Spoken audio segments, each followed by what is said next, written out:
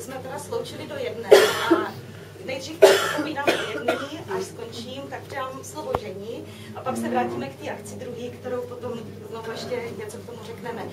Takže první věc je, že bych vám chtěla představit takové to malé miminko, které se zrodilo tady v téhleté hlavě. Je to myšlenka, s kterou přišla Ženia, že vytvoří skupinu lidí, kteří prostě něco umí, něčím se zabývají, něco mají rádi. A tito lidé, kteří prostě něco umí, tak by to chtěli buď sdílet s ostatníma, to znamená, chtěli by se shromažďovat a povídat si o tom a sbírat zkušenosti. Jsou to lidi, kteří se nějak chtějí prezentovat, třeba formou výstavy, udělat vernisáž, zorganizovat vernisáž. A potom je vlastně ještě další věc a to je to, co umí, tak chtějí lidem prodávat, aby si něco mohli odnést domů. A vlastně jakoby ta skupina se nazývá akce umění a to umění my chápeme, že ty lidi, kteří by se měli shromažďovat, tak prostě něco umí. A ty akce, to je vlastně něco, jako vidíte dneska. Dneska vznikla vernisáž a ta vernisáž je výstava fotografií, jejíž autorkou je tady Ženia a to je jedna z těch možností, jak se prezentovat. Další z těch možností, jak se prezentovat, je udělat workshop. A to jsme připravili vlastně možná koncem už února nebo začátkem března bude jeden z těch prvních workshopů a ten bychom chtěli věnovat tomu, že se budeme učit malovat na obličej.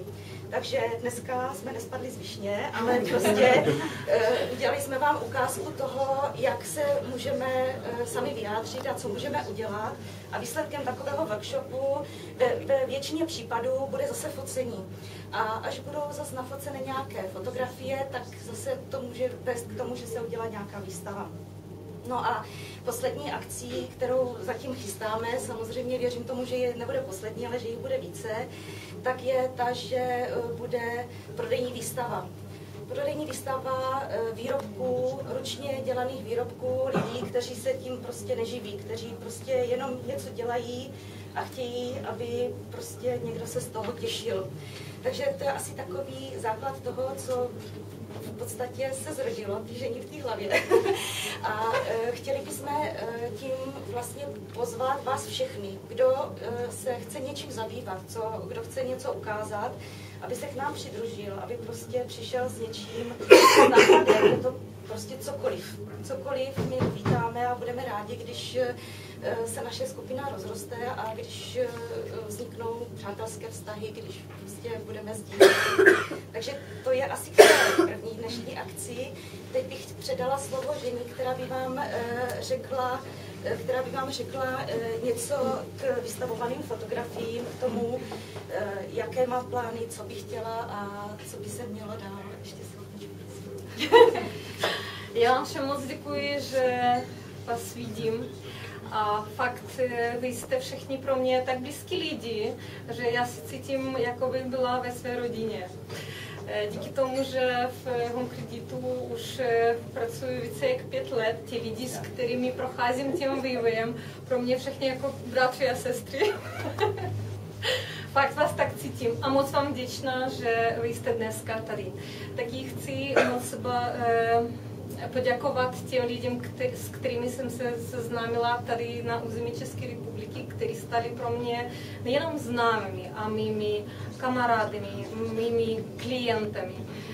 Fotografii, kterých vy tady uvidíte a já doufám, že i poznáte mezi nich třeba tenhle motýlek je v vedlejší místnosti. Fotografie této slečny taky. A budu ráda, jestli vám se bude líbit moje tvorba a někdy budete chtít stát mým zákazníkem. Pořád experimentuju, vím, že nejsem dokonalá, ráda poslouchám kritiku, mám na to svého kritika, který nejenom mě kritikuje fotografii, ale i moju češtinu. Každý den. Dokonce takových kritiků mám 2, teďka jsem už takhle nějak počítala, jeden doma, jeden v práci. A ještě zvlášť já chci poděkovat své rodině skutečně, kterou mám, protože bez jejich podpory, bez mého Peti, já bych asi nic nezvládla, protože on mě tlačil k tomu, že musím sebe ukázat, že nemůžu držet všechno v šuplíku. Nakonec musím říct to, co mám v sobě. Tak já vám moc děkuji a užívejte si dnešní den. A vidím ho tak, že podívejte se na fotografii, jestli třeba někdo se bude chtít takhle namalovat, jak my jsme tady někdo namalovaný, tak stavte se za mnou, ráda s vámi zaexperimentuju. Bude nějaká krátká i fotka. A kdo bude chtít něco většího a vážnějšího, tak prosím všechny kontakty na stránce akceumění.cz a rádi vás uvidíme a přivítáme na jakýchkoliv našich akcích. Děkuji vám moc.